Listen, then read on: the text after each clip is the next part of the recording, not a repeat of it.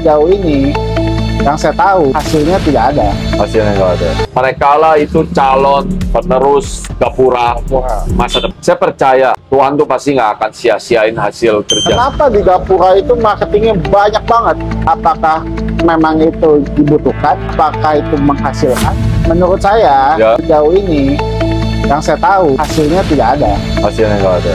Begitu banyak orang dengan gaji, tapi tidak ada hasil. Saya ini memang pengusaha hoki, berhasil karena hoki, nggak ada kepintaran yang saya miliki.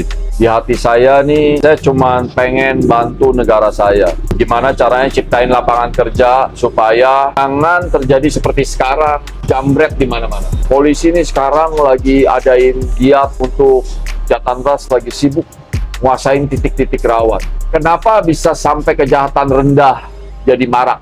Itu artinya masyarakat nih lagi bener-bener nggak pegang duit dan kepepet. Kalau mereka masih pegang duit, mereka tuh jarang yang melakukan kejahatan rendah seperti ini. Sebab kita tahu handphone kalau dijamret, dijual tanpa dus, tanpa apa, Ya. itu harganya cuma 500.000. Kejahatan ini tuh bisa terjadi kalau masyarakat tuh lagi habis-habis. Nah, itulah sebabnya kita nih semua pengusaha nih ya, harus bergerak bersama-sama. Ciptain lapangan kerja. Supaya negara kita nih bisa maju.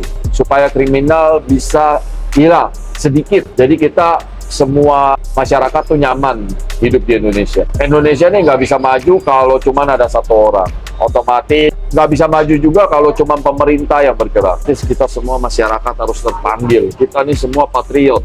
Faktor kedua, saya percaya saya bisa jadi sampai sekarang nih karena Tuhan. Tuhan udah kasih saya uang nih semua titipan. Lewat tangan saya, Tuhan berharap saya akan bagiin lagi ke yang lain. Ya. Oleh sebab itu, saya rekrutlah mereka, ciptain lapangan kerja. Walaupun mereka belum menghasilkan, tapi saya merasa saya ini ada perhitungannya. Itu Bagaimana, masih masuk dalam 20% laba dari perusahaan saya yang tadinya saya mau anggap itu jadi CSR, sumbangan.